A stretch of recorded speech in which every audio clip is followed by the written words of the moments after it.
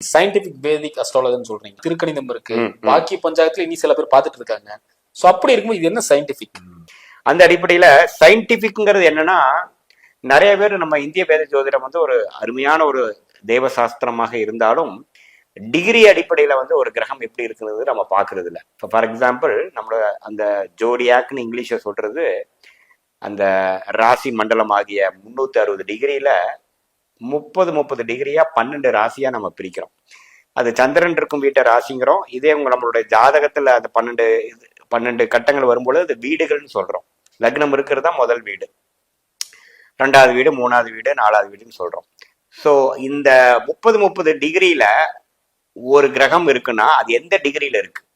For example நீங்க மேஷ லக்னமா பிறந்து லக்னத்திலேயே குரு ராகு இருக்கிறார், சுக்கிரனும் அங்க இருக்கிறார் அப்படின்னா குரு ராகு சுக்கிரன் 3ல இருக்க லக்னத்துல இருக்கிறாருங்கிற பலனை காட்டிலும் லக்ன புள்ளி எங்க விழுந்திருக்குது, அந்த லானு போட்டுப்பாங்க இல்லைங்களா, லக்ன புள்ளி எங்க விழுந்து, அந்த லக்ன புள்ளிக்கும் ராகுக்கும் உள்ள டிஸ்டன்ஸ் என்ன, லக்ன புள்ளிக்கும் சுக்கிரனுக்கும் உள்ள டிஸ்டன்ஸ் என்ன, லக்ன புள்ளிக்கும் குருவுக்கும் உள்ள டிஸ்டன்ஸ் என்ன, குருக்கும் ராகுக்குள்ள டிஸ்டன்ஸ் என்ன, சுக்கிரனுக்கும் ராகுக்குள்ள டிஸ்டன்ஸ் என்ன, இதெல்லாம் பார்த்து ஒரு கிரகம் எப்படி பார்வை பார்க்குது, எந்த டிகிரியில பார்க்குதுங்கிற மாதிரி நுணுக்கமா பார்த்து சொல்றது ஒரு விஷயத்துல சயின்டிபிக்னு சொல்றோம்.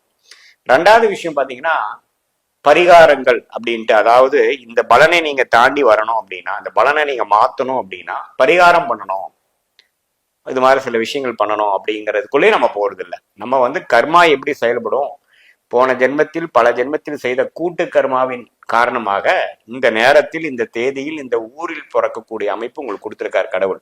அது சிசேரியன் ஆபரேஷனா இருந்தாலும் சரி, நார்மல் டெலிவரியா இருந்தாலும் சரி இப்ப வந்திருக்காரு. அதுல வந்து நீங்க இப்போ ஒரு பரிகாரம் செய்து என்னுடைய கர்மாவை மாத்திக்கிறங்கிறது நமக்கு நம்பிக்கை இல்லை. ஏன்னா நீங்க இத்தனை கர்மா செய்தனாலதான் இந்த நேரத்திலேயே பிறக்க வச்சிருக்கிறார். நீங்க இப்ப ஏதோ புண்ணியம் நம்ம வந்து ரிசர்ச்ல இல்லாத விஷயத்துக்கும், ஒரு ப்ரூவன் ட்ராக் ரெக்கார்டு இல்லாத விஷயத்துக்கும், லாஜிக்கல் மைண்டுக்கு இல்லாத விஷயத்துக்குள்ள நம்ம போறது இல்லை.